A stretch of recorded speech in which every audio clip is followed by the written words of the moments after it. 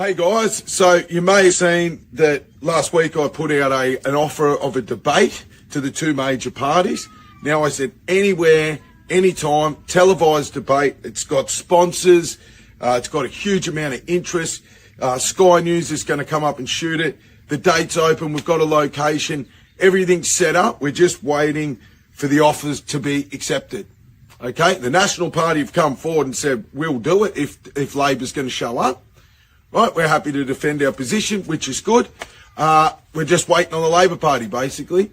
Now, if I don't understand what my future looks like as a coal miner and I'm involved in this arena, then you can sure as hell bet that no one else knows what their future looks like. So, Dan, you can bring a friend. I don't care who you bring. They can sit there with you and give you a hand.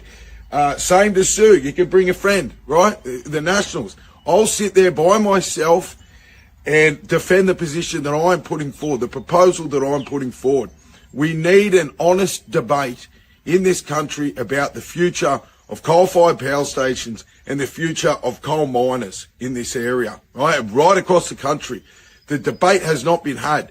It's half-baked ideas. No one's sure where things lie at the moment. We're having extensions knocked back. We're having refusal for new mining operations knocked back. And yet we're told that, no, the industry's safe. We'll keep exporting minerals to the rest of the world if they want them. Well, they do want them because the rest of the world is burning more coal than they've ever burnt before. And we've got the best coal in the world. So I want to hear, and I'm sure everyone else wants to hear, what a future looks like under these two parties. Come on, give me a date. I'll meet you down in Cessnock. I'll come to the home turf. I'll even do it in your office. I don't care where we do it, but I think that the people want to hear what's going on, what the plan is. So, Dan, bring it on. Authorised by P. Hansen, Pauline Hanson's One Nation, Brisbane.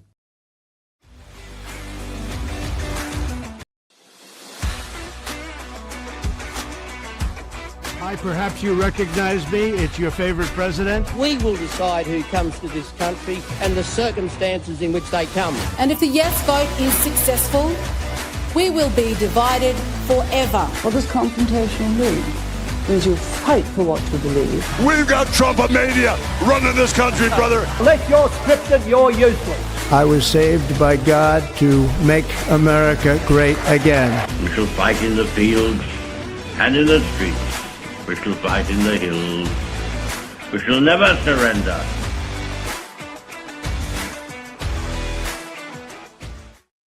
G'day everyone, welcome back to another episode of Commanding the Narrative. My name is Stephen Tripp, joined by the One Nation candidate for the Hunter, Stuart Bonds. How you going, mate? Good, mate. Good. It's good to be here. Yeah, no, it's good to have you here. We'll get into it very, very quickly, but before we do, I'll let everyone know about how you can support us here at Commanding the Narrative by heading to the website, commandingthenarrative.com. You can hit the donate button and you can buy us a coffee at buy me a coffee, or you can also donate to us directly. If you'd like to do that, helps to pay for the website, helps to pay for the streaming, and also gives me a warm and fuzzy feeling inside, which is very, very important. And also you can head to the main page of Commanding the Narrative and keep up to date with all our latest podcasts, any articles that I might write, the weekly newsletter, and also some upcoming events. We just had a forum up down in Whitlam that was very successful. We've got another one coming up in Warrawee. It's on Sunday, April 27th at 1 p.m. A whole host of candidates from Bradfield, McKellar, Warringah, and also some Senate candidates as well. So if you're close by and you want to check that one out, you can come along. It's just a $5 donation at the door at the Warrawee Club on the Pacific Highway. Please come along to that one. It should be a great event. And also, once you're on Commanding the Narrative, the website, commandingthenarrative.com, hit the sign up button in the top right hand corner and you will get that weekly newsletter. Also, quickly, just to let you know about Australians for Better Government. It's been a little bit quiet because everyone's so focused on the election, but we'll definitely pick it up straight after the election. But if you want to sign up to be a member, you can at the moment. And to let you know about the event coming up, this will be a post-election event. It's a fundraiser for Australians for Better Government. The more resources that we have, the more donations and members that we get, the stronger that our movement will be. The fundraiser is a big part of that. So if you can come along, again, it's at the Warrawee Club as well, Sunday, May 25th at noon. John Ruddick will be there speaking. Also, Darren de Bortley from de Bortley Wines, which is going to be interesting. He's outside of politics. He's a business owner. He runs a business. It's going to be interesting to hear what he says about our political system. And also Kevin Lockray, who's actually running as an independent up in Richmond at the moment. So if you're up in that area and you want to support Kevin, please contact him at kevinlockray.com.au and sign up there. And lastly, just before I finish, a new edition of The Light newspaper is out right now. Head to thelightaustralia.com. If you want to be a distributor, you can sign up there, or if you just want to download the latest edition, check it out. A lot of great articles, and you can keep up to date with everything that's happening with The Light Australia newspaper. All right, mate. Stuart, good to meet you. It's the first time I've met you. We kind of missed each other in One Nation. You were there, and then I was there, and then you're back again. But when I was there in the party, there was everyone spoke about you with a little bit of a reverence. Like there was like this, Stuart Bonds, he did so well, and everyone kind of looked up to you in a way. Oh, that's nice. Yeah. That's good to hear. Yeah. So since that by-election in 2019, when you did so well, you got 21.6% of the primary vote, about 26% after preferences. They say you came close to, getting that. There's about 800 votes off skipping over the Nats. So they were 1,700 votes ahead, but obviously if I got 800 instead of them, or 850, then I would have jumped them, and we'd be having a different conversation right now. We'd be in Parliament probably having this conversation. And for a minor party like One Nation, it's incredible. Yeah, so I think that's the thing. Like it's the cultural shift that will happen if we get a minor right party into Parliament that does a good job, will be massive. Because when you think about it, there's never been a minor right party in living memory anyway. You've got the Greens. You got your Bob Katter, Katter's he supports Labor. Yeah. You've got your Teals, you've got your lefty independents, but there's no one on the right. The monopoly is had with those two, with the Liberal and the Nationals. But them moving to the left so far has opened up a massive gap for us. And the funny thing is that I haven't worked out is like they're moving to the left, but they're not gaining the left's votes. They're just exposing their right flank, and that's because they're not conviction politicians, right? They've got no spine. They're following the polls, not leading the polls. They're not. So they're not. There is no John Howard's left. Those parties are they're gone. And I think as well the other big thing was this seat in particular, the Hunter, is a legacy seat for Labor. They've had it for 120 years. They've never lost it. It is the highest blue-collar worker vote in the state, in this state anyway. It's the highest revenue producer. Most of the state's electricity comes from here. We're the highest contributor to the state and federal government coffers from this resources that come out of this region. Yeah. And the thought that they could lose that seat is just devastating for them, and it'll be a cultural blow to the Labor Party as well. Seems to be a bit of a trend at the moment. I've done a bit down in Whitlam last week. I did a forum down there and also attended Ben Britton's campaign launch, and it was a similar feeling down there. A seat that had never been lost by Labor, suddenly it's in contention.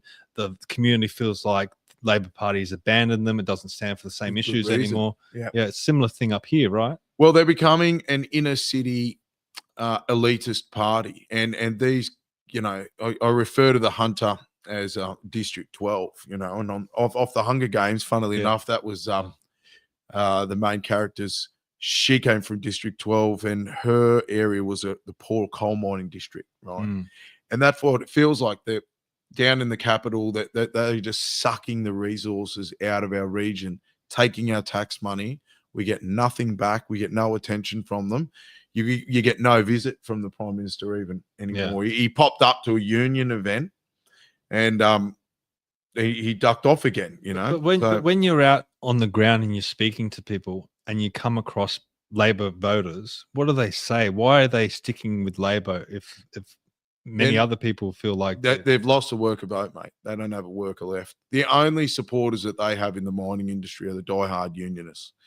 And that's because the Labor Party runs a protection racket for the unions, right? Yeah, And the unions have lost, I would argue that they've lost their way. They've turned into financial institutions. Yeah. They get a lot of their money from the superannuation, the insurances that go on behind the scenes. I know you work long in service leave. You work in mining. I work in construction. And when I first started in construction in 2007, I thought, I'm going to be seeing a lot of the union action. I'm going to be involved in a lot of strikes.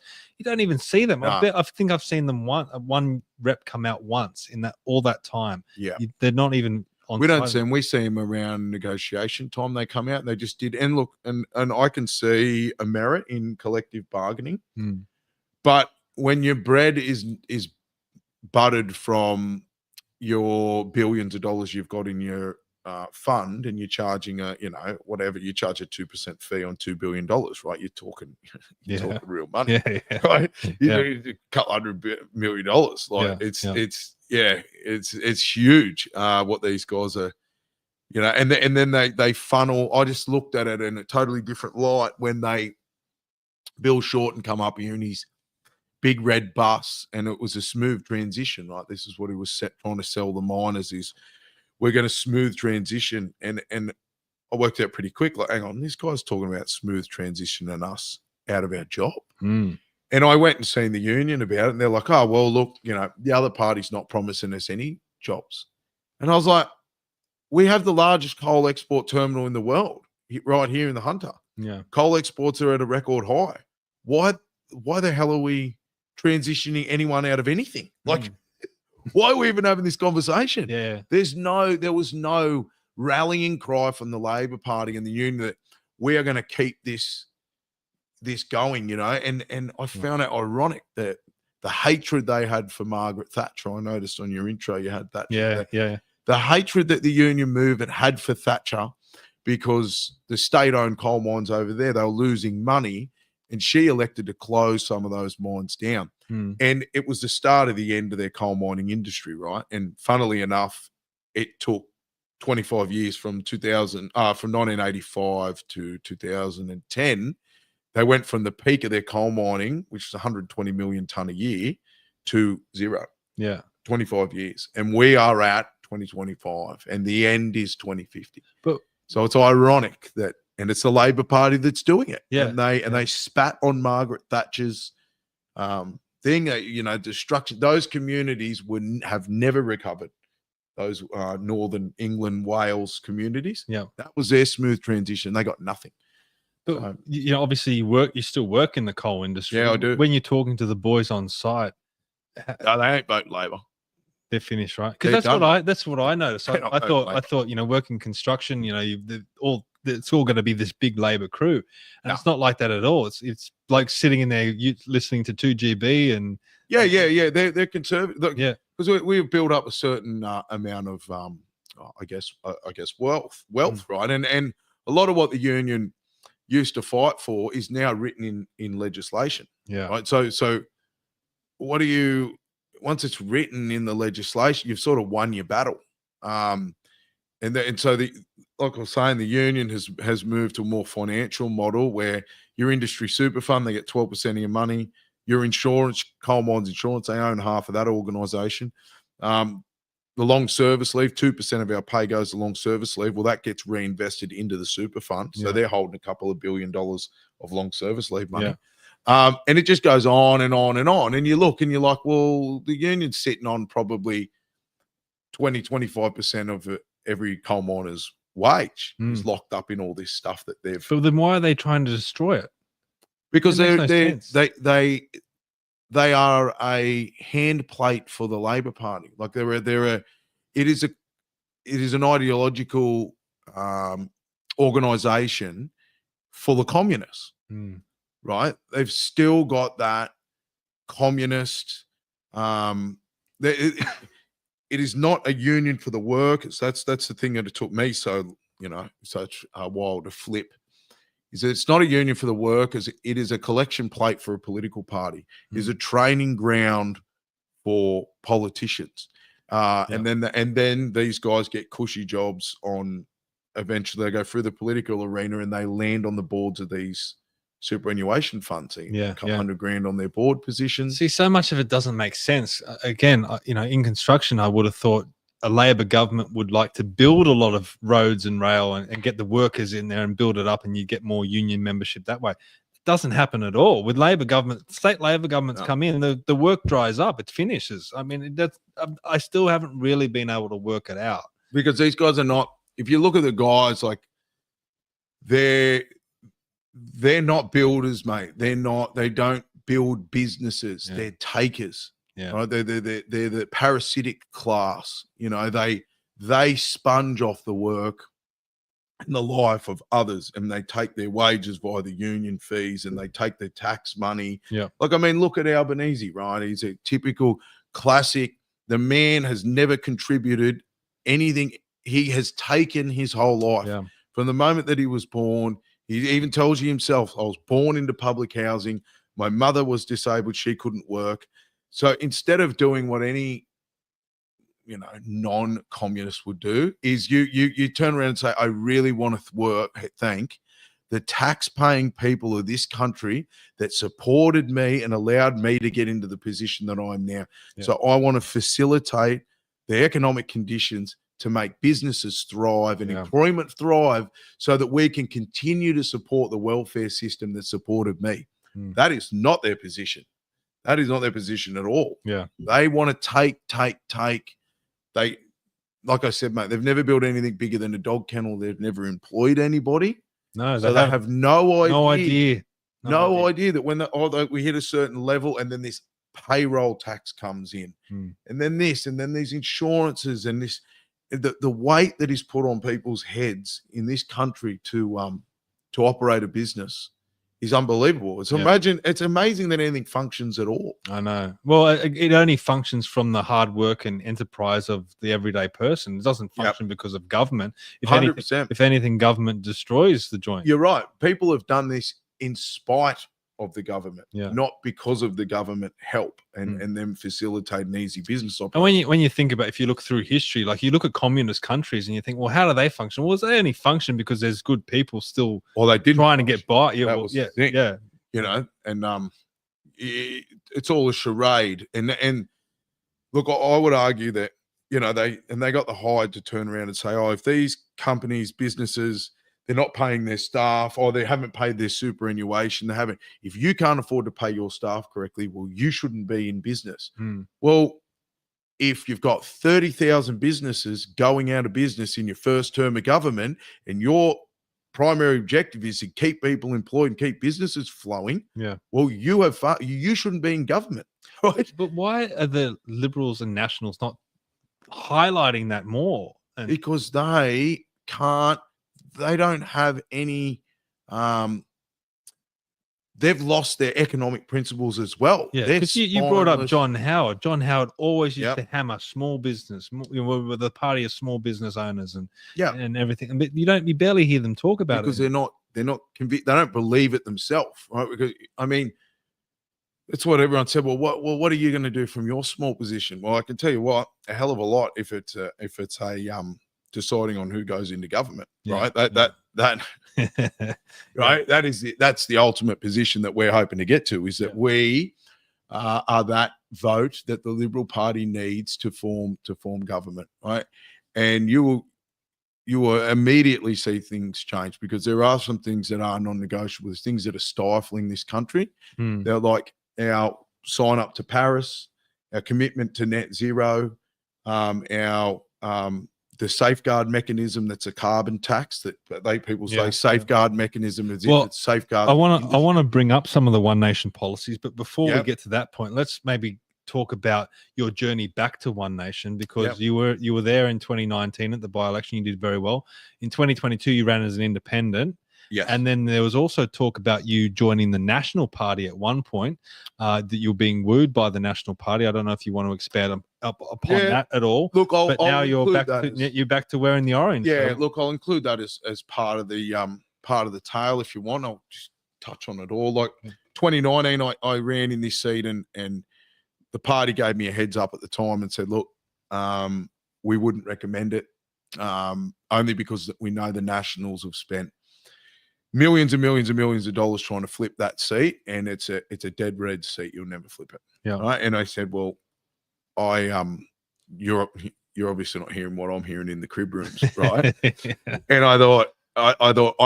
I think that there's a thirst for change here. Like, as I was going to some of the union meetings, and I was hearing the bloke say, why are we giving them money? Because they say, oh, you know, the election's coming up. We want to support our local Labor politician. Hands up to say we give, you know, throw in 50 grand. And people were blowing up. And I was thinking, I've never seen this before. Right? People to stand up at a union meeting and say, tell them to go jam it. Yeah. Anyway, and the more conversations that I had, the more that I realised that I'm not the only one thinking this, right? But there's no one to vote for. So that's how I ended up with Pauline and Malcolm. I worked out these guys, and I listened a bit more about That's Robert. the first time back. Yes, originally. that was 2019. Yeah. Right. And so we ran. We did well. We nearly knocked them off. Joel Fitzgibbon became the best local area representative that you could have imagined. He actually pushed that hard back against the Labor Party that I think he did enough to secure the seat for his predecessor. Right? He said stuff that no one else could say and remain in the party. Yeah. So he sort of said everything he needed to say as he was going out the door. His predecessor come in on his coattails, just won the seat, which is fine.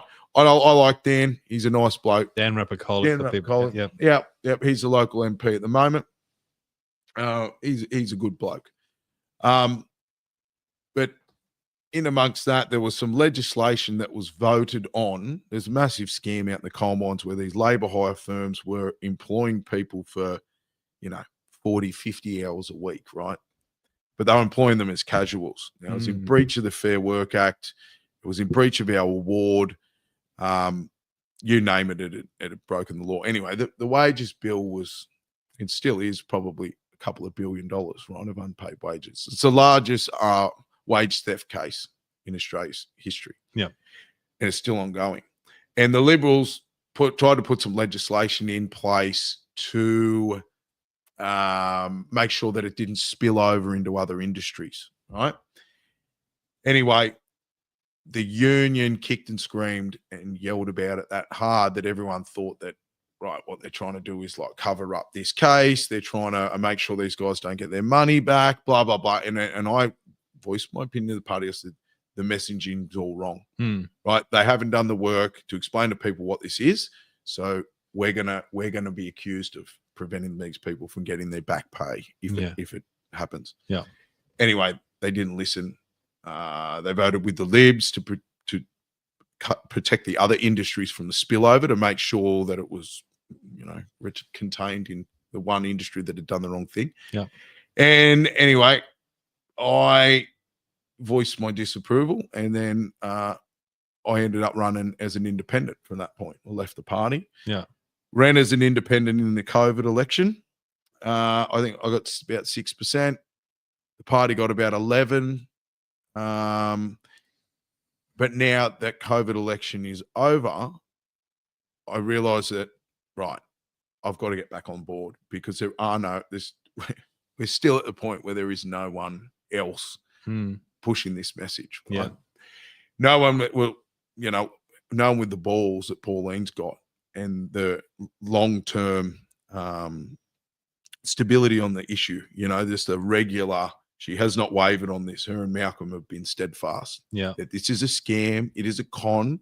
It is funneling money from the poorest people in our society to the richest people in our society with these renewable projects. Yeah. The poorest people are going to hurt the most. And Malcolm has been saying this for 10 years, 12 years. Well, I played a clip on this show in recent weeks where Zali Stegel, my local member up in the Northern Beaches, she was asked, how should people bring down their electricity prices? And she said, well, one is you stop buying as much energy, which sounds ridiculous. That means not using your air conditioner, don't use your dishwasher, blah, blah, blah. But then she says, I'll go and put rooftop solar on your house. Well, that's okay for people living in a house where you got money, but or you're not renting. If you're renting and living in a unit, you can't do that. So it's like a reverse Robin Hood scheme. Yeah, where you subsidize solar panels for people that have houses and have some money, and subsidized by the people that are renting and living in units. This is the mentality of these people. And they go out on national platform and say this, not Yep. even realizing that they're saying it. Yeah. Not even realizing that Yeah. they're hurting the little people.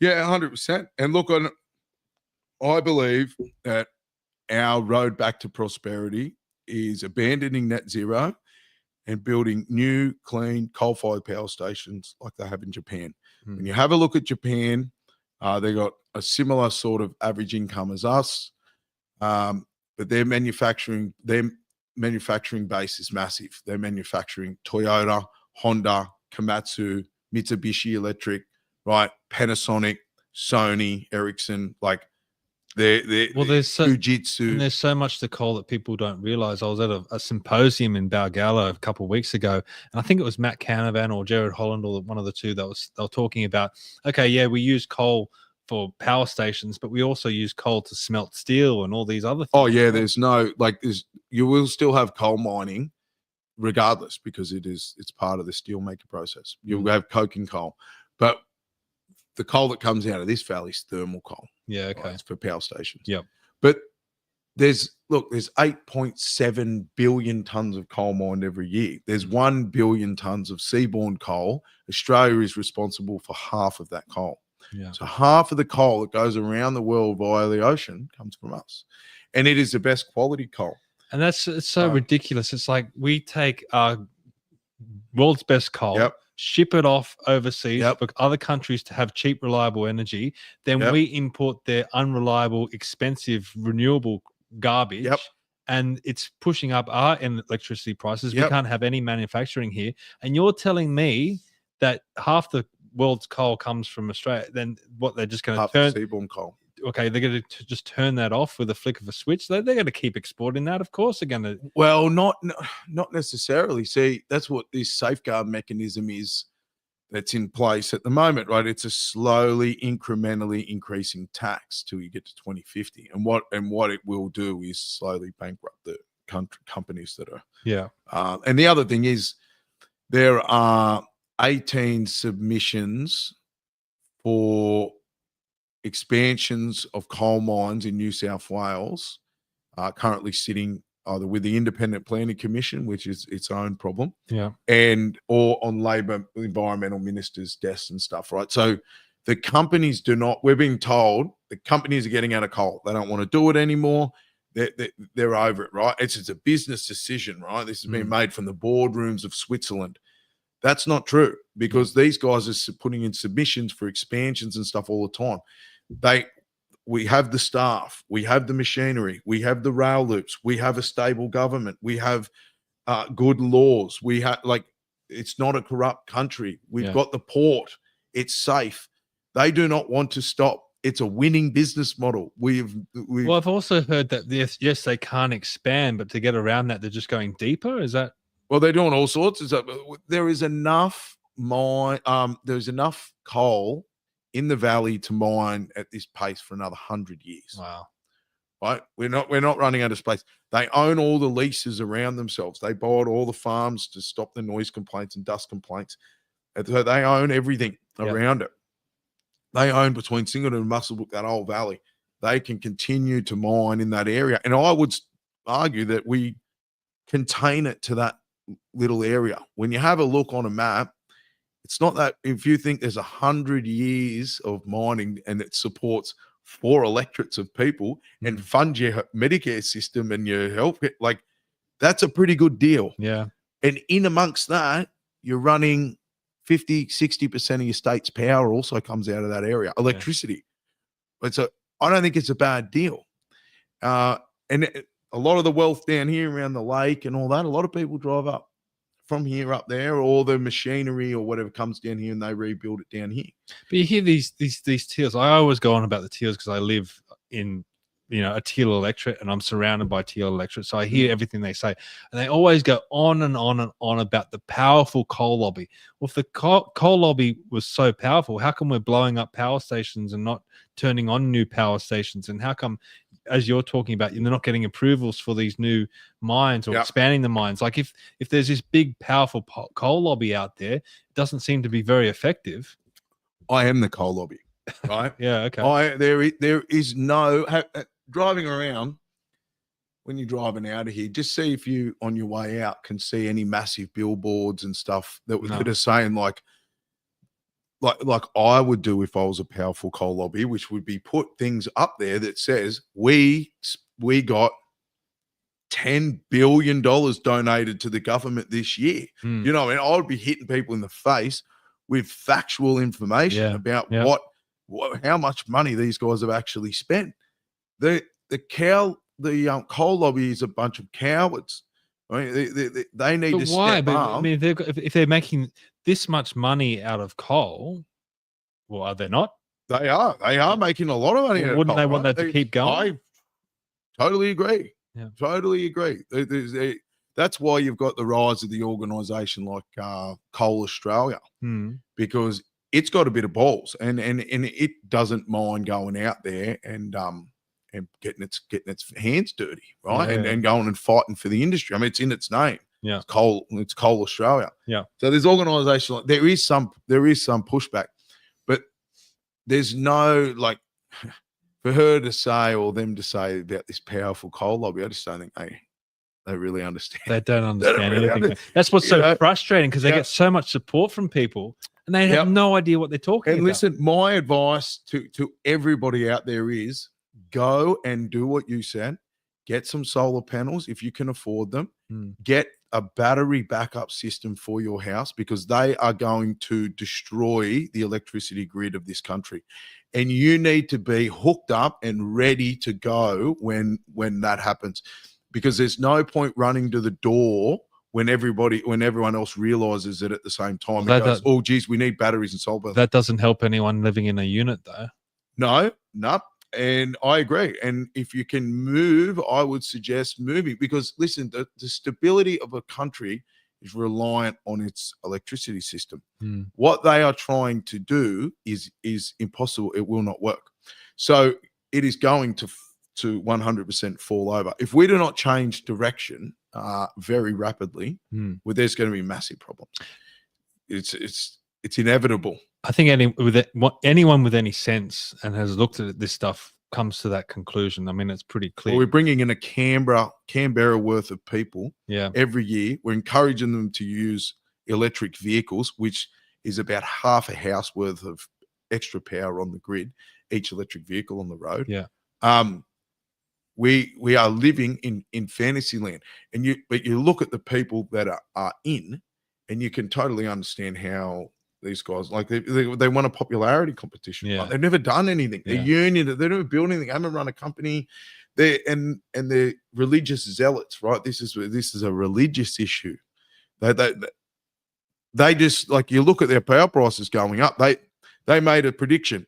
We believe I don't even think they've $75 cheaper. Yeah, but I don't even think they won a popularity contest. So like a lot of these people, like they're faction hacks or they've got faction hacks behind them. All they know how to do is backstab or make deals or feather their own nest somehow to get rise up within their party. They haven't got to that position because they have strong convictions or anything like or even solutions on how to fix problems.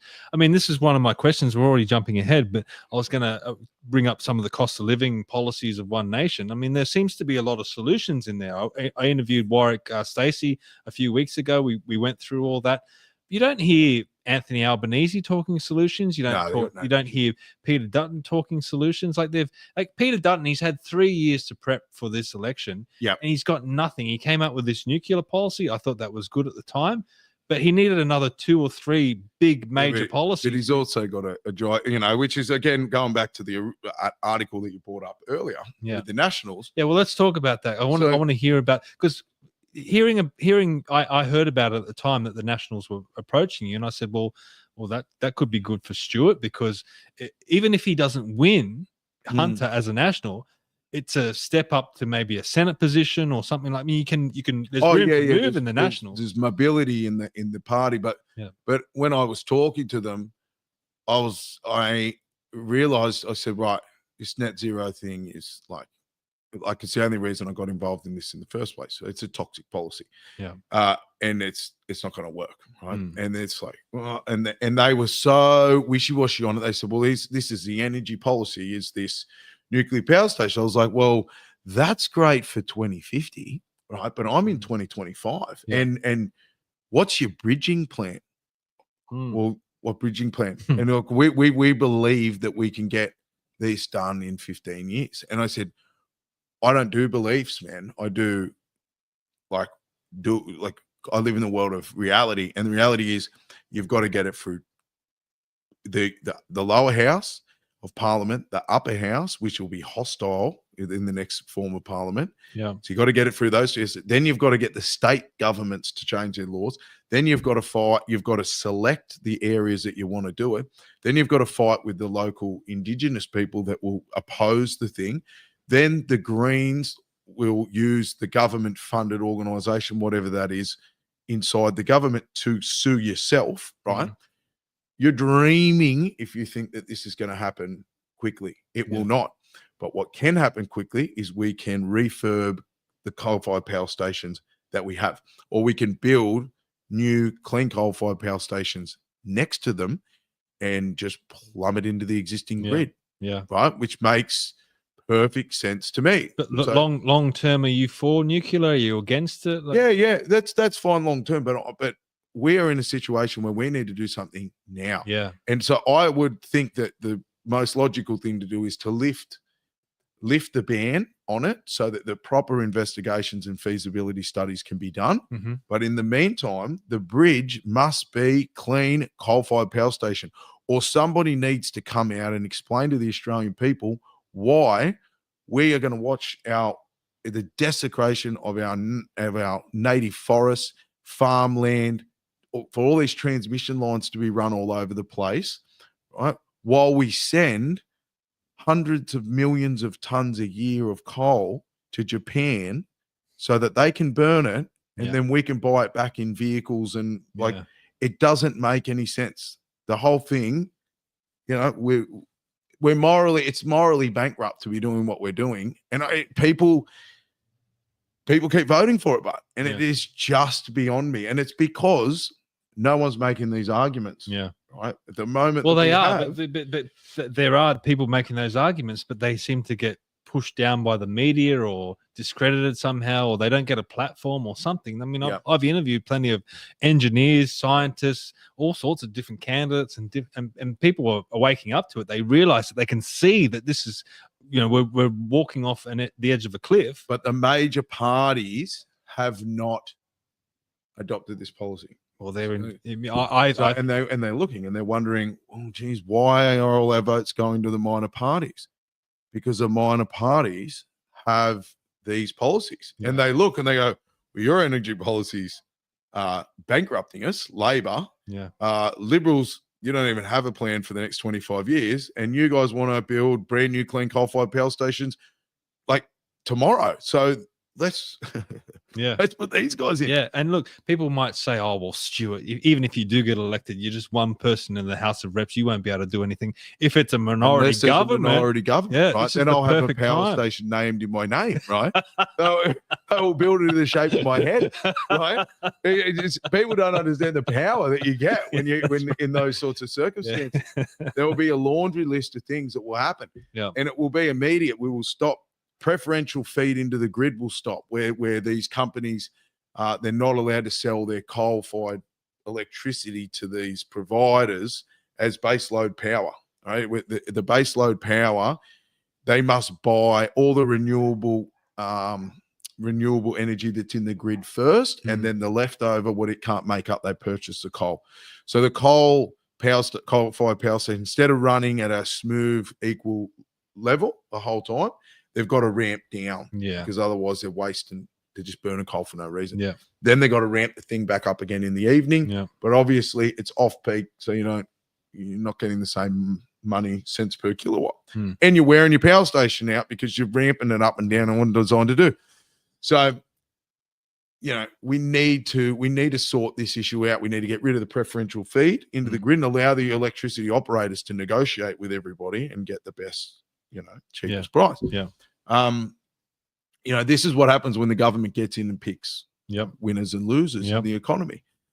You don't get a better system. You get, imagine AEMO as like the dude behind the curtain in The Wizard of Oz, right? Like he's like, quick, turn the hydro on, ramp the gas up. There's been the sun's come out over there, turn the coal back down again. Like, he's on a bike, just trying to, instead of just having a little, ramping your feet up at your coal-fired power stations incrementally and then ramping them down again. Yeah, like you've got all of these systems. Like the old days, probably one old bloke sitting there, with a little switch. Turn her up, Fred. You just turn the furnace up a little bit. Yeah. Yeah. That's the reality. But now, and they know during the day when certain things come on and street lights and when to ramp things up and all that. Yeah. But it is so complicated now. Anyway, it's that's step one. We have to know manufacturing is going to come back to this country when our ministers are coming on television telling us to turn down our air conditioners, right, and turn off our dishwashers. Why would you look and go, you know what? Let's take a Nike shoe factory over to that country. No way in the world. They're saying, oh, we want to industry like stuff made in Australia. No way. That is never, ever going to happen until we've got abundant electricity. Yeah, that's right. Got a couple of comments here. John says, today's my birthday. I'm 36. Happy birthday, John. Also, Happy birthday, mate.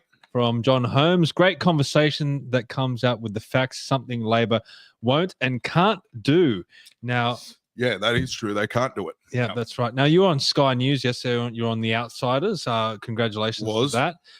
Also, you were talking about the safeguard mechanism. Now, the government's come out and they're saying that that's protecting the coal industry. You said, no, that's not right. Do you want to expand on that? Yeah. So it's like the Patriot Act, right? Yeah. The Patriot Act, and everyone's like, it's unpatriotic not to vote for and then when you actually look into it, it's the most unpatriotic thing that you've ever seen.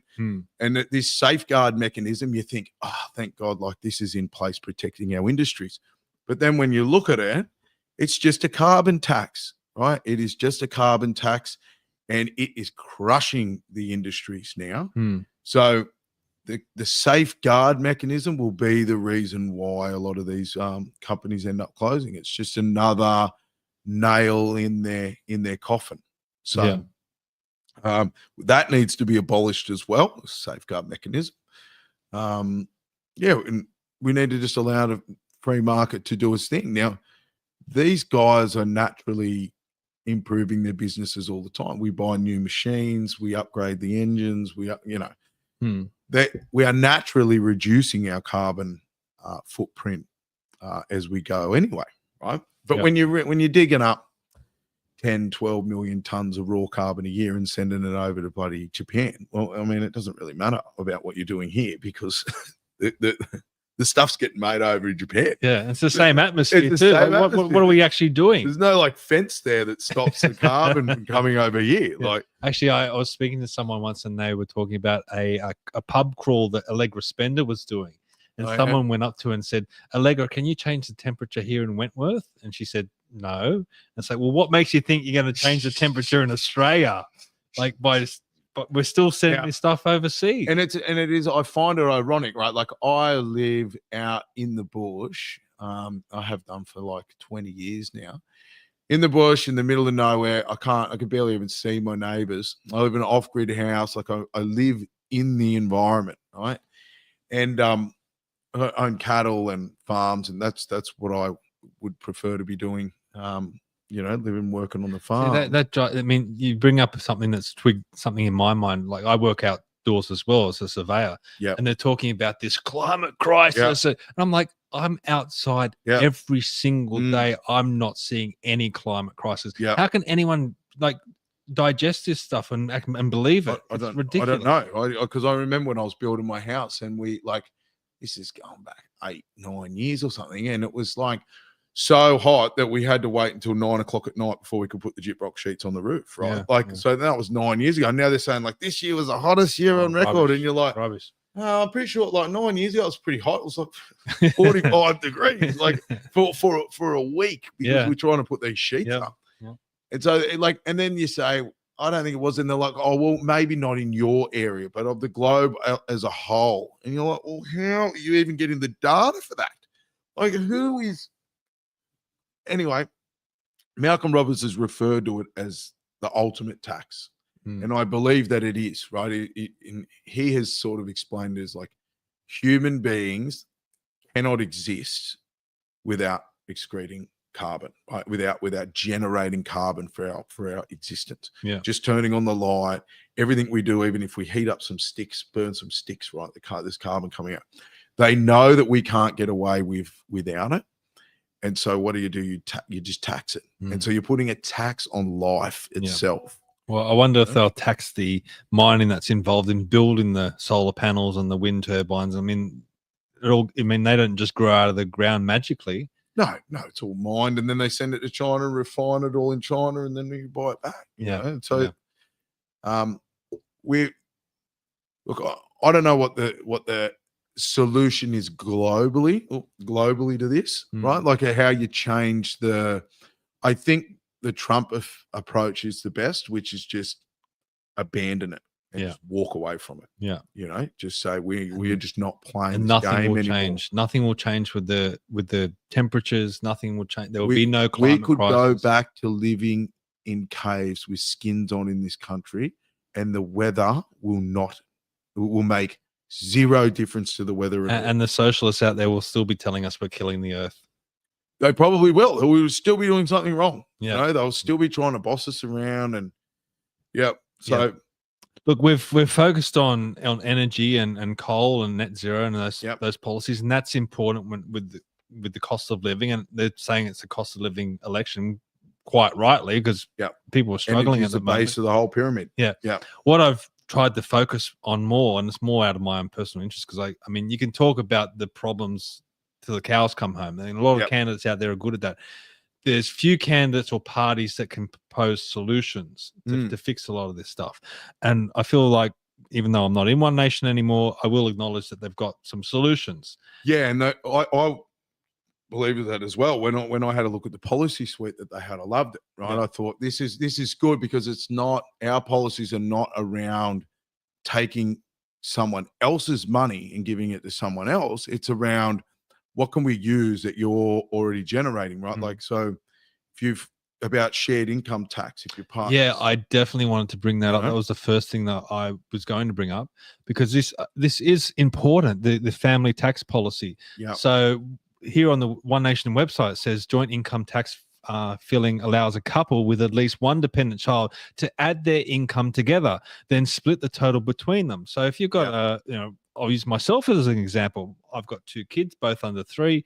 My wife is at home looking after them, and I'm working. But I'm paying a mortgage, supporting them, putting a roof over their heads.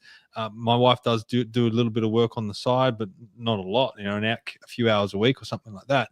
But I'm getting taxed at the highest tax rate possible.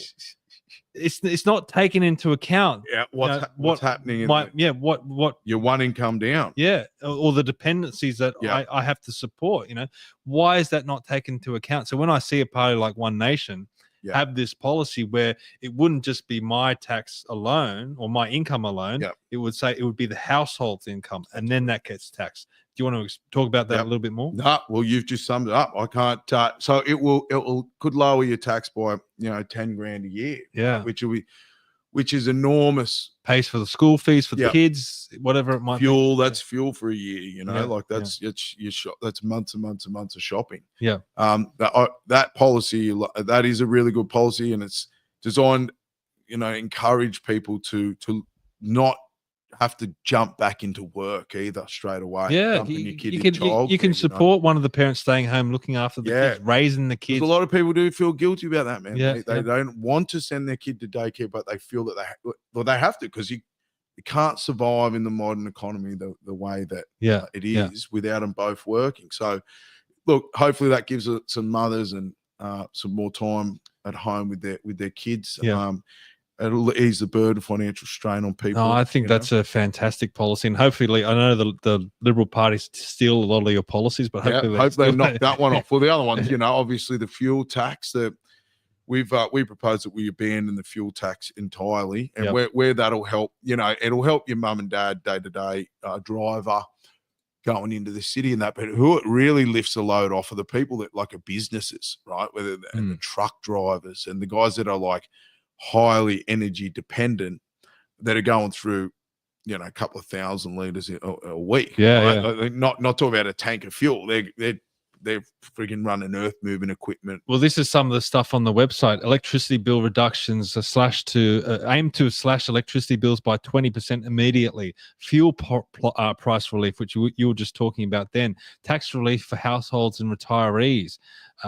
Raise the tax-free threshold to 35,000 for self-funded retirees. Dump the beer tax. Healthcare cost reductions. Like these policies are on the website if anyone wants to check if anyone it out. wants to have a look. There's another one around that I really like, which I feel superannuation is a rort. And when if people heard the way that the Labor ministers talk about people's super, they don't talk about it as if it's the person's money. They talk about it as if it's the government's money. Yeah, right? That yeah. it's we've done this for you. We've had these businesses put this aside for you. Yep. And my honest belief is that there will be a one-time, I'll just put a number on it, 30% tax on the super. Yeah. When the debt gets to a point where we're having sovereign debt problems, right? When our dollars, we're having issues with our currency. I believe that they'll reach into people's super account and then they will recapitalise the government. The amount of money's in super, they're going to get their grubby hands There's on it. no way the government's going to be in $2 trillion of debt and look over at our $5 trillion in savings and not be tempted to touch it. Yeah, yeah. They will do it. It is coming. I can just about guarantee it.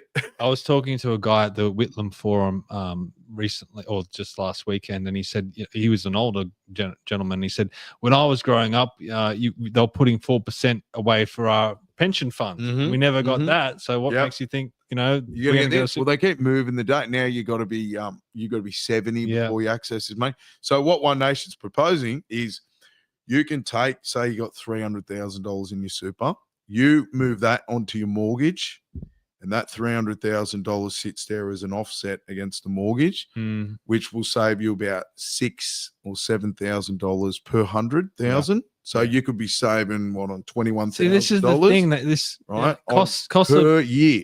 You could reduce, and so if you were paying, if I just did it on my loan, which was like $500,000. If I maintained the same repayment that I'm paying now, I dropped $300,000 in there, my house would be paid off in 7 years. Yeah. Completely paid off. I would own it. This is the frustrating thing. They all go on about the cost of living, but they don't have the solutions. They could do this stuff. They're out there. But anyway, it's just literally the stroke of a pen. Yeah. You would have hundreds of thousands of dollars move over, but just the reason they won't do it is because have a look at who their main funders are. And they're all banks. All right, we've got a caller, regular guest, Mr. Richard Storch. You're on mute, mate. Can you unmute yourself, Richard? Hello, gentlemen. Hey, buddy. How you going, mate? Stuart, I'm a huge fan of yours. Ah, a lot. That's good. You're welcome back here anytime. I've watched you for 7 years, and you've never done anything but impress me. Awesome. Thanks, mate. What I'd like to emphasize is what you were just talking about with superannuation.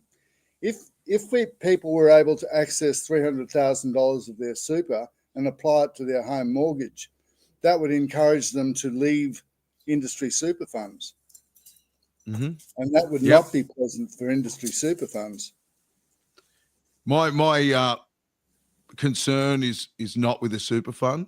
I have no allegiance to the super fund at all. I actually think that the super fund is become a slush fund for the Labor Party, and for people to get cushy jobs sitting on boards. And look, we were led to believe, at least I had it explained to me, that our superannuation money would be reinvested in building Australia. We would have high-speed rail, right? We would have cities out west. We would have nuclear power stations. I wasn't told what this will be doing is investing the money into index funds or banks to pop up the share prices of these banks so that people and fat cats could make millions and millions and millions of dollars behind the scenes. These are being funneled into markets that people wouldn't ordinarily invest their money into. So, and then the banks fund the politicians, and then we wonder why we're in a housing crisis, right? It's this is a self-inflicted wound, and I believe a lot of it leads back to these superannuation companies. I agree, totally. Yep. My point is that if people know that they can build up their super and then use it as a deposit for their first home, they will be encouraged to use the system and to build up a corpus so that they can become, so they can have their own self-managed super fund, even if it's only got one investment, which is in their own home mortgage. And that would rob the industry funds of a lot of capital, which they now use, as you say, for all these different purposes, but also for direct political donations. And they even run a newspaper. Yeah, well, look, they're not the only ones, mate. If any individual strayed in any way from the sole purpose test of running a super fund, a self-managed super fund, they would be in jail for fraud. You can't use it. You can't use it for anything other than the retirement benefit of the members. You just can't do it. Yeah. So the industry funds can do whatever they like. Yeah, well, look, it's a shadowy world over there in the finance world. And look, I just think that it's the Australian people's money. Their money's been kept from you. It's been taken from you. It's not being used for what it was originally intended, which was building the country. That capital is locked up. It needs to come out, and it needs to help the citizens. What good is the money? So what you meant to struggle your whole life, not see your family, not see your kids grow up so that you can have some money when you're 70 years old. Well, I say that is wrong. You know, that is wrong. It is wrong to tell people they can't be trusted to save for their retirement. You know, it is who gives the government the right to tell somebody that, you know? Absolutely. Okay, Richard, thank you for calling in. You got a final question or comment for Stuart? Yeah. You say that all the coal in the hunt is thermal coal. I've heard a lot of lefties talk about how it's just brown coal, and it's and other such ignorant things. Is any of it good enough for coking coal?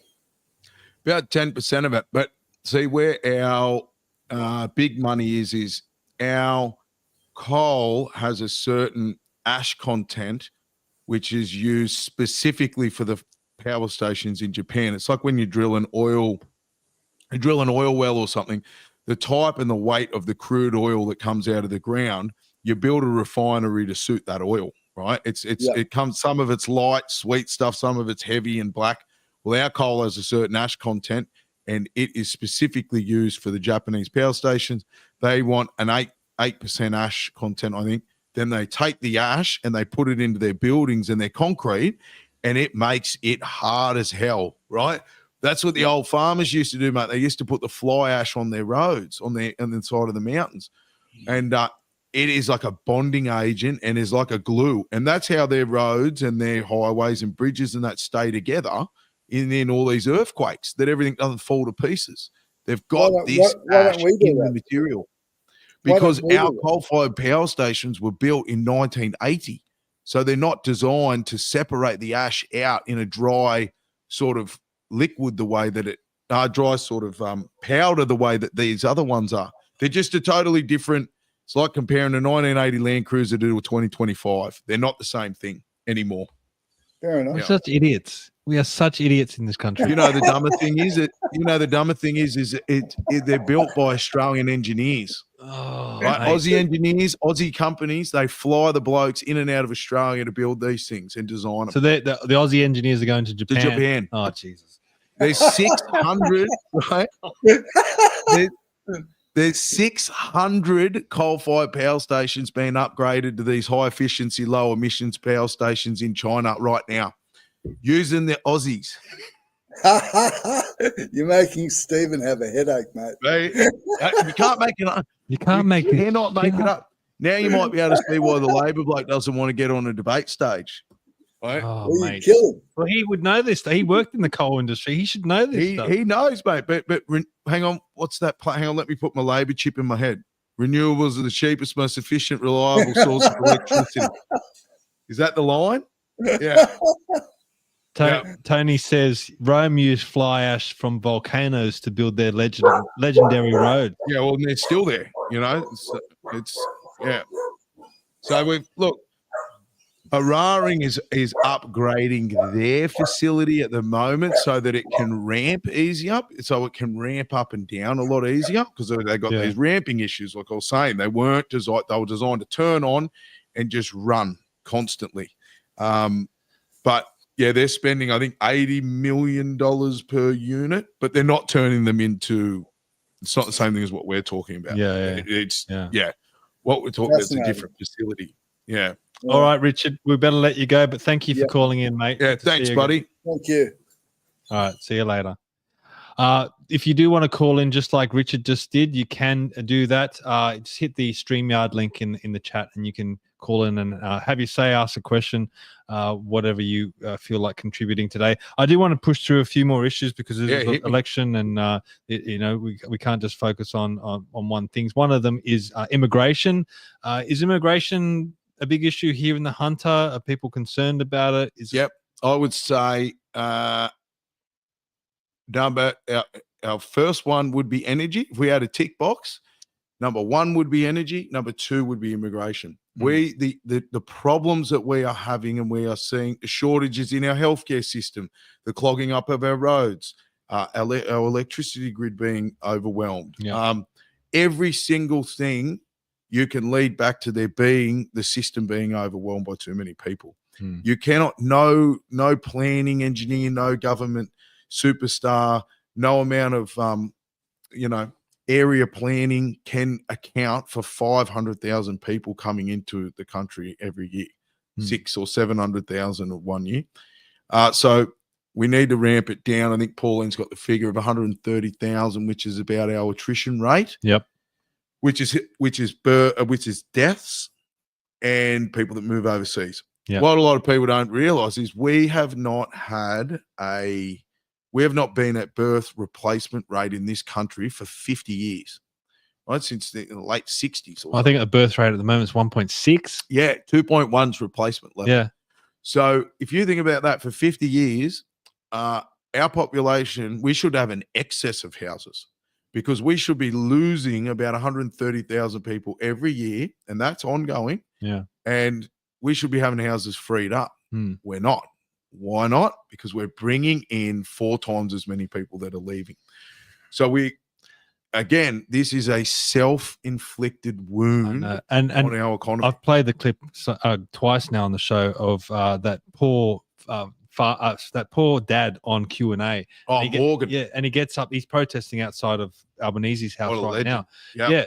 And he says, I'm a struggling dad. I'm trying to pay the mortgage. I'm trying to keep our heads afloat, but you keep bringing people in the country. Yep. And then Mark Butler sits there and goes, but we're trying to get the immigration levels down. Like, what are you talking about? You're trying. You're in government. Yeah. That's sort of, they're cowards, right? They don't want to be. They don't want to get any heat and any hate. And that's like the Greens, right? The Greens are banging on about, we need to build more social housing. We need to build more social housing. Yeah. Well, that social housing, the government doesn't build houses, right? And they have to get contractors and all that. Yeah. So all you're doing is pulling contractors and material out of the free market that would be available and using them to build government shoeboxes, right? Soviet-style shoeboxes, because that's what will end up happening. Yeah. And then we'll have the problem that they have where they've got ghettos and all that overseas in England and that, where you got these housing blocks of friggin' doom. Yeah. You see it in Hong Kong. You fly into Hong Kong, you see all these big, massive high-rises just duplicated over and over and over again, and everyone's like crammed into them, tight as you could possibly imagine, and it looks like hell. It looks like something out of hell. It is not the Australian that I grew up in, right? And I don't want to see that happen to my people. Yeah. And I refuse to see it happen to my people. It's people like Morgan are the silent victims of what's going on. Yeah. And there's 3 million of them. I've gone down. I've met Morgan, and I feel really sorry for him. He's at his wit's end. He doesn't know what else to do. Yeah. He's just had a $200 a week increase in he's got a 1-year-old child. Yeah. It's devastating.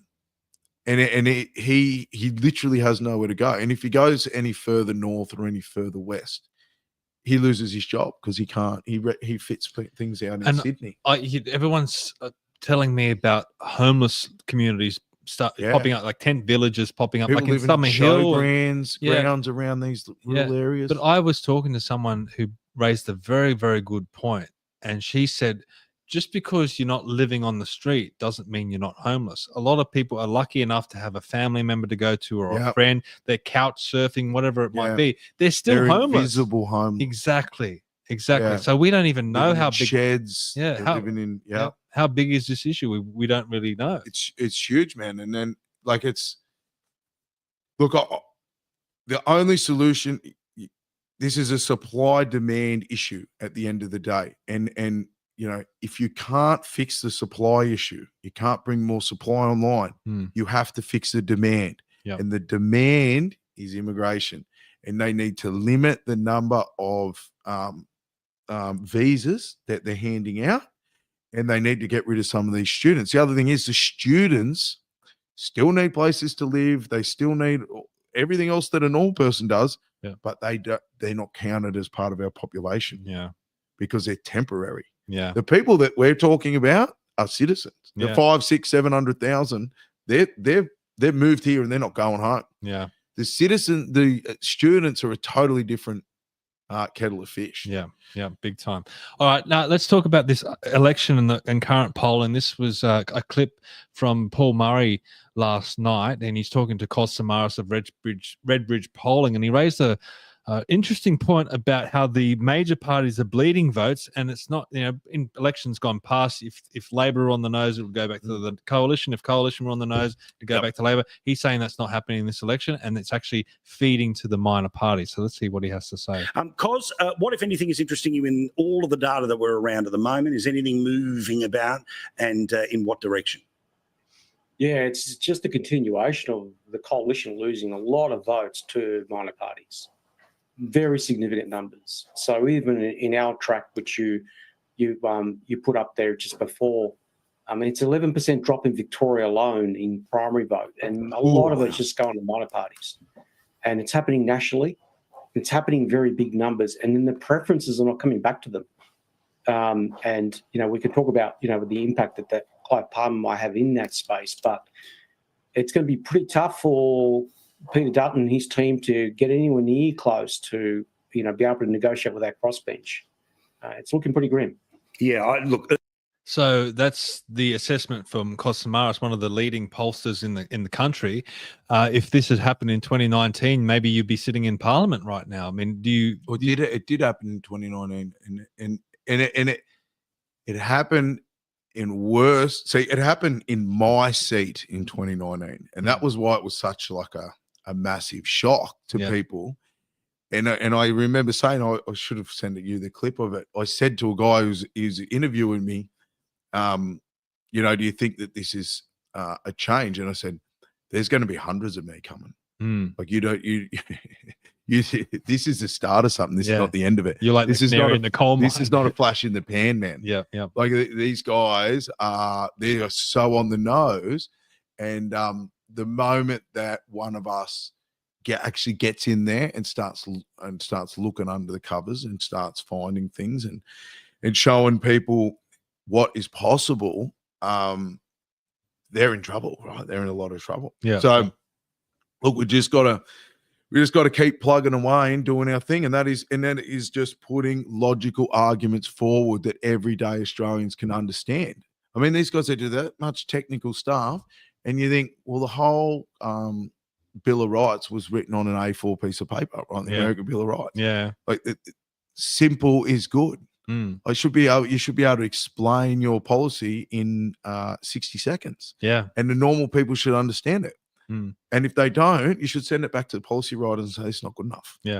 Right? Well, it just shows the bureaucrats are running the joint and the politicians. They're running it into the ground. That's another thing I'd love to see is the bureaucrats of this world, which is your shadow government. I guess people say that that they are the real government. Yeah. Who we see here, they are puppets. They're just the puppets. They're puppets, and the guys behind the scenes, they don't care because they know when that puppet's gone, you just get another puppet. Yeah. And so, and then he speaks for the organisation while he's there, and then that puppet gets voted out or moved to another portfolio. You get another puppet. Yep. But the guys behind the scenes that are getting paid $600,000-$800,000 a year, they don't move. They don't change. You can't even get rid of them. Right? This is the bureaucratic class. Is the way the government runs. Yeah. So they should be fixed term. They should be contracted, and every 6 years or 3 years or whatever, they should have to reapply for their job. They haven't been doing a good job, you're gone.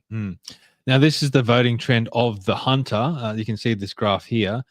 In the red there is Labor, and you can see Labor's been declining for quite a few decades now.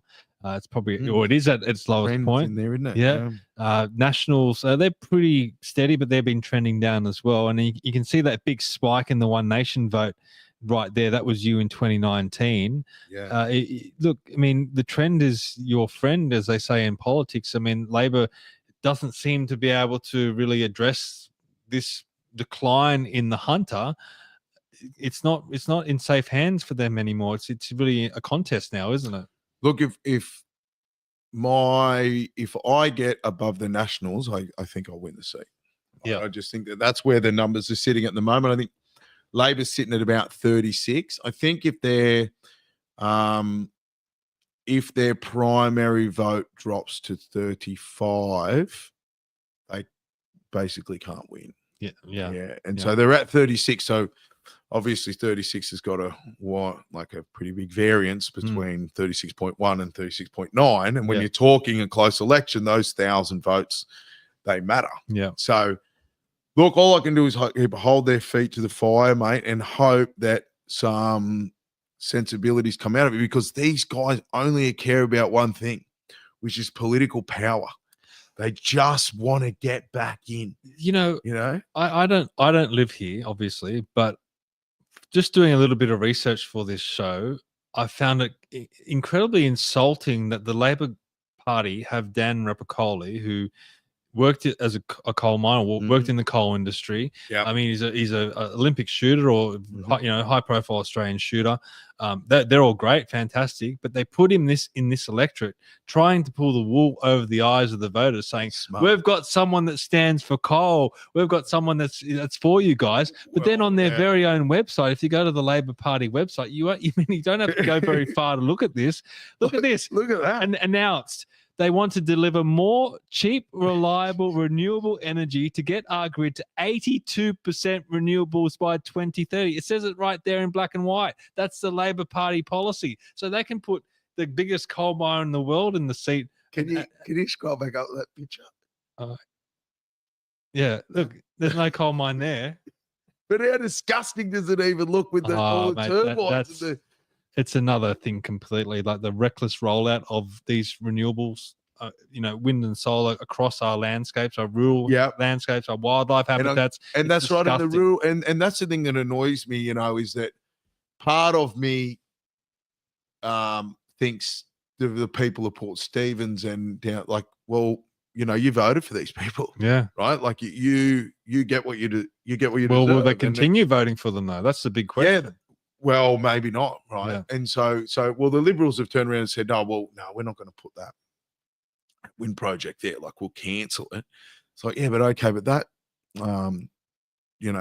gigawatt of electricity that was providing was slated to go into the grid. So what are you going to do? Yeah. So whose land are you going to put that onto, mate? Yeah. Because that's ultimately what will end up happening is you rail against this renewable project, and all you're doing is moving the chess piece to a different spot on the board to making it someone else's problem. But it still doesn't make any sense. Like, let's go back to the website. A re-elected Albanese government will deliver more cheap. It's not cheap. We all know it's not cheap. Clean, reliable, renewable energy. 82% renewables by 2030. That's 5 years away. I mean, that defies logic. And this is a major party, a major political party's energy platform. Look at that. Look at that bit there. We're cracking down on feral animals and weeds while protecting 95 million hectares of additional land and sea. Under Labor, we now protect 52% of our oceans and have tripled the size of Macquarie Island Marine Park. So there's all your, like, this is this 30-30-30 thing. I don't know if you've ever heard of that, where they're going to lock up 30% of the land, 30% of the ocean, right? Yeah. Where it goes under native title, right? Where it goes back and it's, goes back in the Aboriginals' hands, or it's locked up. Right? Yeah, but it doesn't even go in the Aboriginals' hands because they can't own property on native title land.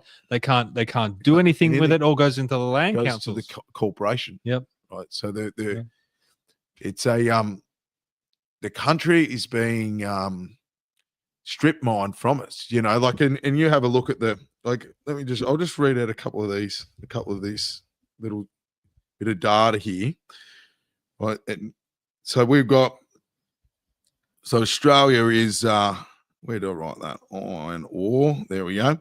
So we're the 15th largest GDP in the world. We're the 22nd largest exporter on Earth. But as far as minerals go, we're the 3rd largest exporter on Earth. We're the largest exporter of iron ore, $90 billion. That's 55% of the global iron ore trade comes from here. Yeah. So we got 46%, number one lithium producer in the world. 46% of the world's lithium comes from here. Number one zinc, number one barley, number one bauxite, number one liquid natural gas, number one of wheat, $10 billion, number one of sheep, $1.5 billion. 50% of the global supply of sheep comes from here. Number one of opals, 90% of the global opals. Largest exporter of manganese. We're the second largest exporter of cattle. Second largest exporter on earth of gold, $34 billion. These are all US. Third largest grain exporter. Third largest copper exporter. Second largest exporter of uranium. We've got over 30% of the world's known reserves of uranium. 5th of silver. 8th of aluminium. 22nd largest oil exporter. And we're the 4th largest coal producer on earth, but we're the number one for exports. How the hell can you run something so badly that you are in $1 trillion of debt and your citizens are living in their cars? Yeah. How does that happen? Yeah. Like, you couldn't even accidentally do that. It could only be when you read that list and you think, you look at Qatar, they were the biggest natural gas supplier of the world until we overtook them. Their citizens don't pay for anything. Yeah. With Saudi Arabia and their oil, they take their money that they get for their oil and they buy everybody else's stuff. That's what we should own ports and factories and stuff in China. Yeah. Not them owning our stuff. Yeah, I know. Yeah. I know. That's not how it's meant to go. We have so much potential in this country, and that's the biggest, I guess, nightmare of it all. But it's heartbreaking. And just imagine if Donald Trump was, they put him in Australia, they exiled him in Australia, and he looked around and said, "Mate, what are you guys doing? What have you done? You have sold you sold your ports, you sold your airports, you sold your poles and wires, you sold some of these power stations for $1. Yeah, I know. Right? Yeah. Like, it can't, it's almost like a sick joke. Yeah. And like, what these guys are not anticipating is the rise of the people. People will use this democratic process to get people back in there, and they will start going through the books and they'll start finding out who did these deals and who sold our people out. And those people, there will be trials and people will be heard, right? Yeah. Why did you do this deal? Why did you sell the poles and wires? Why? Yeah, that's right. Yeah. You'll put them on a stand and ask them. Look, it's not out of the realm of possibility that you could possibly win this time around. Joel Jamal's out there saying that you could win. The Libertarians didn't run against you because they're also of the belief that you could win. What's your feeling? You're out there on the ground campaigning. You're talking to the people of Hunter. What's your feeling? I can win, right? I can win. The way the polling numbers are now and the way that they've been tracking is my numbers are moving in the right direction and the other two are moving in the wrong direction. And I don't see anything positive coming from the two leaders of the major parties that is going to change the direction of travel for them. I don't know. There's a debate on tonight. Maybe if one of them falls us over, a few votes might fall out. Yeah. But it's going to depend on the preference flow. If I get a good enough preference flow, I think I could get over the Nationals, and I think I can win. And if I don't, then there's a possibility that my preferences will push the Nationals over the line, right? And the seat will flip and it'll go to a National, to Sue. And Sue's a lovely lady. I really like Sue. That wouldn't be the end of the world if that happened. Yeah. Obviously, I want to win, right? But the big question is the National Party going to hold her back? I mean, there's plenty of good people in the National Party, but yeah.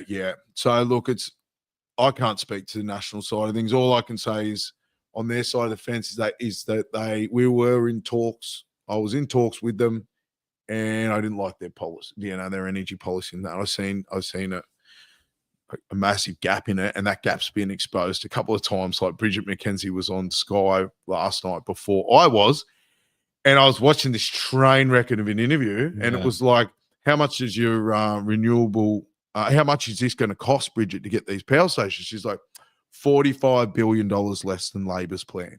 And he's like, well, how much is you must know what Labor's plan costs to be $45 billion less. How about you just tell me what their figure is and I'll do the math for you and take the $45 billion off. Oh, mate. And it was just a train wreck, and she couldn't get out of it, and I was like, oh, this is exactly what I seen happening. I was so glad that's not me in there. Like, Yeah. Yeah, fighting with two left feet, Yeah.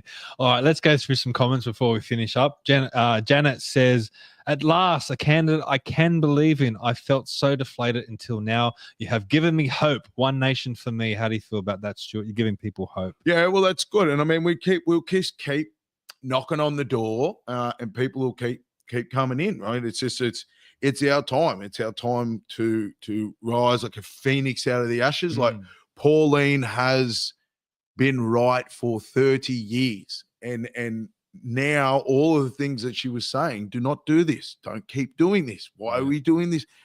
It's all starting to come to fruition, and people are starting to realize. I've seen people personally that they've walked up to her personally and apologized to her in public and said, I was wrong about you and I was wrong about the party. And I have been one of those people that's been irate on the internet towards you, and I'm sorry. Wow. Right. And I've witnessed it. Yep. Dilemma says, will be a Labor minority. I reckon this country needs to feel more pain before people start paying attention. How much pain do we really need to feel, though? I mean, we're feeling pain already, and we just came through COVID as well. Well, I mean, that's one of my favorite sayings is the beatings will continue until morale improves, right? People will just keep paying, and Albanese and that will keep saying that, look, it's all because of the unreliable coal-fired power stations, even though we've put another 10% of renewables in the grid and the prices have gone up again.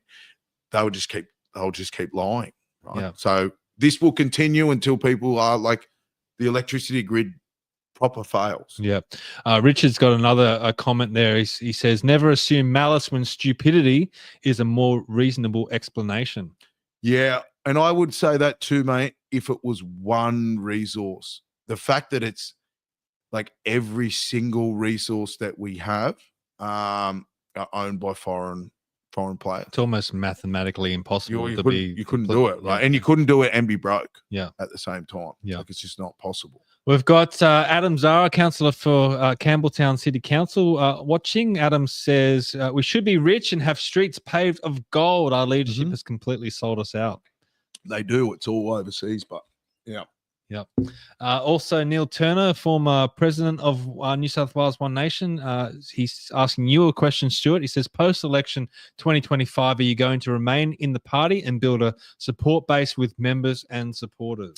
Hey, Neil, so that is yes, we are. There's a lot going on. And look, I mean, this one election flows into the next. And the next big one for us is the New South Wales state election 2027. Yeah.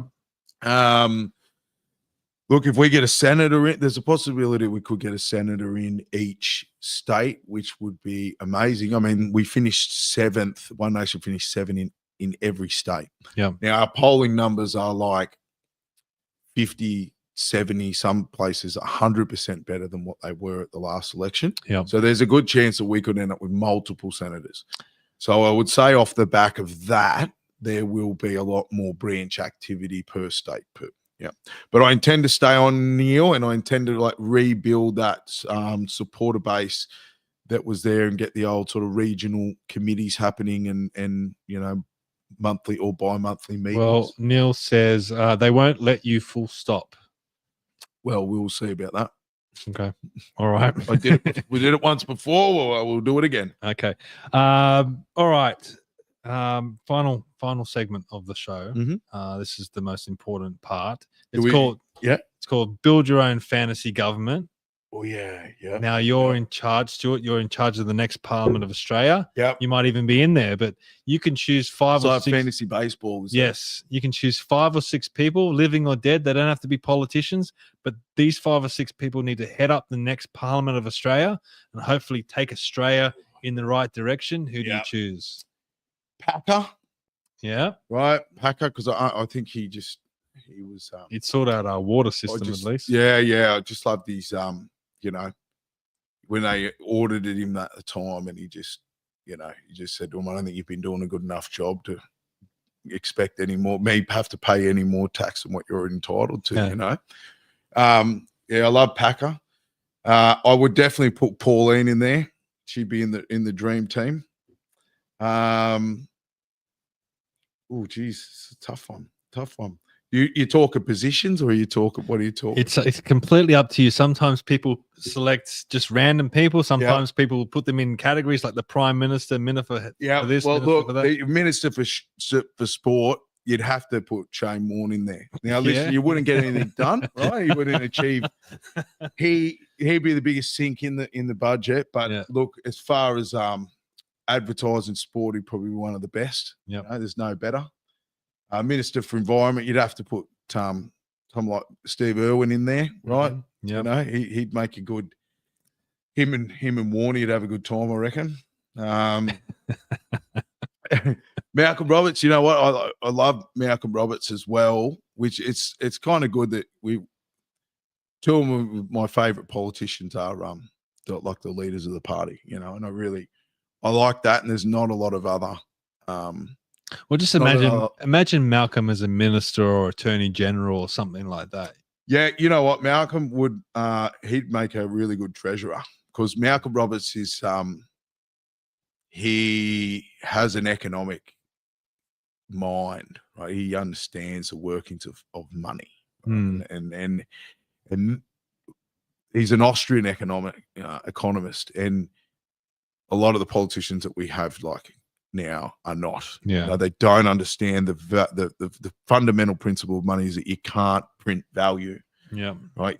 You can print all of it that you want, but you can't give it value. And Malcolm gets that. You know, he gets that the true money is the wealth that backs it up. Yeah, And so is that 7? And you know what? The other thing that this might annoy Malcolm Pauline, but I really like Matt Canavan, right? Because I think he's a bit of a rebel. Yep. So I'm a Matt Canavan fan, because he's embedded there like a tick in the Nationals, and so they can't get him out. But when the Nationals were asking me to run, I was like, I don't think you want another Matt Canavan. Like, you've already got one. Like you can't keep you under control. Yeah. That's. You know, so Matt, keep doing what you're doing, because eventually you'll be proven right, mate. But here's a question I didn't plan on asking you this, but about the Nationals, I almost feel the Nationals are the hope of the side. They are the hope. They've got Barnaby, they've got Canavan, they've got Kevin Hogan, who I interviewed. I mean, talk to Kevin behind the scenes, and he'll give you a completely different take on things. It's so interesting that the Nationals could have so much influence on the coalition. Well, look what happened. And it's almost like the Liberals need the Nationals more than the Nationals need the Liberal Party. Well, they do now. And so once the Nationals work that out, see, that was one of the big things that I was like just bewildered by after the last election, was the Nationals held every seat that they had. Yep. The ones they ran in, like the Hunter Dan Rapicoli got a 1% improvement, which is not worth writing home about. They didn't win the seat, but they kept it to 5.5% margin or whatever it is. Yeah. And it was a swing away from the coalition, right? Yeah. So they kept it within fighting range. Yeah. They held every seat that they had. They lost nothing. The Liberals lost 20 odd seats. They got hammered. And what did they do? They sacked Barnaby Joyce. Sacked the coach. I couldn't not, and then replaced it with Bridget McKenzie and the Little Proud and the. So I couldn't believe it. But look, maybe there's a maybe if they don't perform well here, I think Little Proud's job's on the line there too. And I think Dutton would be the same. I think that this election will be, I don't know who the Liberals pick, but I don't It'll be a lefty. I know that for sure. Well, they might as well. Yeah. They might as well. The Nationals might as well start walking the moment this election's over if it's going to be a lefty. Like they will become politically totally irrelevant. Yeah. The Liberal Party. They'll just destroy it. And which it may have been the whole point is the infiltration of this party. Oh yeah, mate. It's a real thing. It is a real thing. They've and you talk to people in the Liberal Party, and I always ask the question: do you think the party's been infiltrated? Without hesitation, yes. They say yes straight away. They don't even embellish it or try and talk around it. They just go yes. Yeah. And that's possible because the Liberal framework has allowed it, but you would not get like a lefty infiltrator into One Nation, right? You can't stick out like a sore thumb. You're like, yeah, what's that dude doing? Like, mate, I gotta say, when so after I went from One Nation, I joined the Liberal Party, and going to Liberal Party events was torture. It was like a group of mainly either they were like in their 80s or 90s and close to death, or it was just people there, trying to feather their own nest or their own ambition. Yep. Everyone was sniping at each other. They were talking more about the internal factions than anything else. When I would go to One Nation events, it was like going to a wedding or a birthday party. You'd look forward to it. Everyone would be there.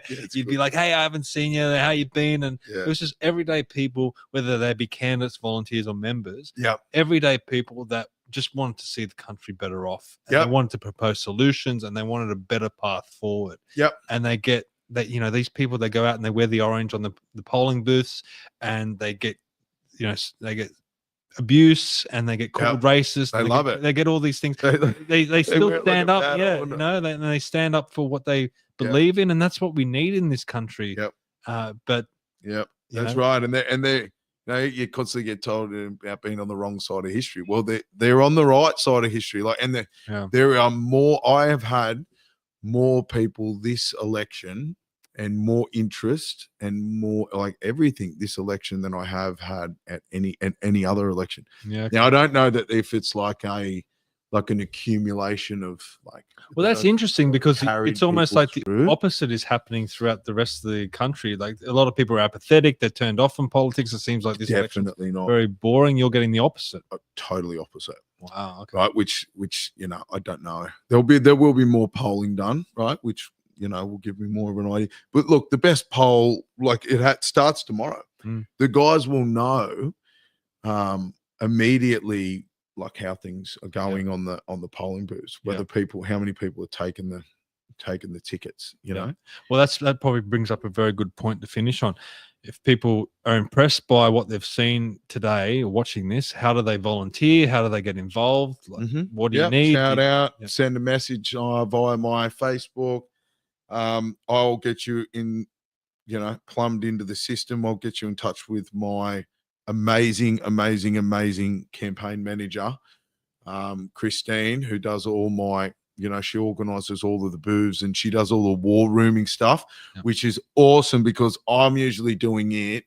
And so this frees me up to be able to sort all this mess out, right? And to be able to come and do podcasts and, she's just awesome. And I've had help from others that will remain nameless for the moment. But that they've been a godsend, right? This electorate is, it's a little bit smaller now.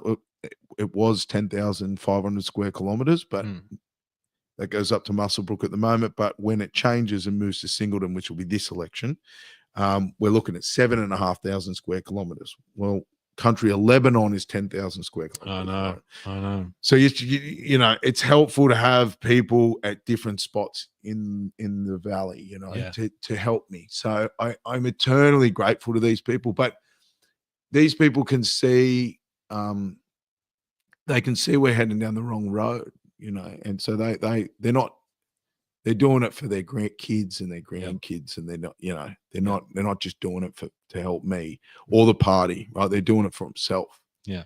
So listen, if you want to help, I could do with the help. You know, the more people on those voting booths and polling booths on the day, the better. And listen, if we win this one, like they'll sing songs about us, right? Like to have won something like this with, like, I think, I don't know what I put in, 20 grand or something, 25 grand. Yeah. Right. Like, it's just, these guys would have spent, you know, $600,000, $700,000, $800,000 between the two major parties. Yeah. You look at dollar per vote, you know, you're looking at like $1 I would have paid per vote. You look at what they would have paid, and it would have been tens of dollars. Right. Well, you think about the Teals. I mean, Allegra spent over $2 million on her campaign. Oh, yeah, well, wouldn't even know what to spend that money on. Well, I don't know. I have no idea. And listen, they keep going on about the advertising and all, and you know, all that sort of thing. Listen, Clive Palmer would be the president of the world if advertising were mainstream advertising. Stop doing it, Clive. Right? And he's going to work, and then you preference the Teals. What are you doing, man? Okay. I reckon this is just a conversation that I had today, and we're trying to work that out. I don't know this for sure, obviously, but maybe he's done a deal with the Teals to get rid of these funding laws that they're going to bring in next election. Because if those laws come in, it's going to hurt the Teals, but it's especially going to hurt Clive Palmer. He's not going to be able to run any more campaigns. What's he running for anyway? I don't understand. It's a stupid name. I call it the parody of Patriots. It's ridiculous. And he did, when the election was called, he didn't even have his candidates up on the website.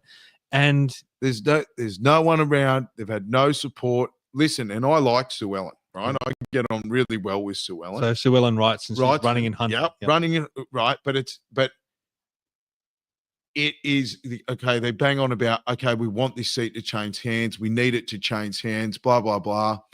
Then you run in the seat on the right-hand side where you're going to get 4 or 5%, maybe at a max, when the thing's on a knife's edge. Like you and then you preference the people that can win in positions 6 and 8. Right? Like I'm at 6, the Nationals are at 8. Where's the Labor? They put Labor. The Labor would be 9, I think. Yeah. Labor would be 9. So that's not always the case. In some electorates, he's preferenced Labor ahead. Oh yeah, no, I know. So like, it's lucky that we are where we are. Yeah. Right? That, you know, but I don't put much stock in those how to vote cards from them, because you've got to get them into people's hand for them actually to follow them. So they're not people aren't going to follow them because they don't have the supporters, Danny. But it just, I think they were hoping to have this massive amount of support that come out around him pushing these Trump-like policies. Right? It just didn't happen. Yep. So it fell over on its ass. I just hope that we see the back end of Clive, and I think that he needs to go away. He just needs to go away after this election. Just really disrupting that right-hand flank of the vote. Yeah. Like, it's just, just the Liberals might be paying him in the back pocket. I don't know. I don't know why you'd be doing it. I can't work it out. It's almost like he's got a mental illness or something. Well, you know, he tried to buy Pauline's. Like, he tried to buy. He even registered the name, the Clive and Pauline Party, before he even spoke to Pauline, which is ridiculous in itself. Which, if you know Pauline and you want to annoy her, do something like that, right? Like, mate, that she is the strongest person that I have. She's a sledgehammer. And people constantly underestimate her, and they're constantly disappointed, you know. Yeah. Which I love it. I love it. She's the best. Yeah. All right, mate. Well, I've loved this discussion with you today. I mean, I haven't met you up until this point, which is amazing, considering that, you know, you've been all the time. Everything gets passed. Yeah. But it's been a pleasure. And as we said, if you can volunteer for Stuart, get on my Facebook, send me a message. It's like gold for candidates, any candidates. If you can if you're not in the hunt and you want to volunteer for someone else in your area, do it. You have to, because Get involved. Yeah, you have to get involved. And if you're complaining about the situation that the country's in and not reaching our potential, like we talked about, it's the biggest problems that we're facing are political problems. It's because of the politicians that are in there. So support the good people that are out there. They need your help. They need your support. Pre-polling starts tomorrow, believe it or not. And they're going to need boots on the ground, and people are scrambling. I know that for sure. So thank you, Stuart. Thank you very much. For everyone watching, thank you as well. Please head to Command the Narrative and sign up for the newsletter. I've been interviewing as many candidates as I can, some very, very good people across the whole political spectrum in all different parties, so you can hear more from them. I'll hopefully be able to squeeze in some more before the election. But for now, thank you, everyone, for watching, and we'll see you all next time. Bye-bye.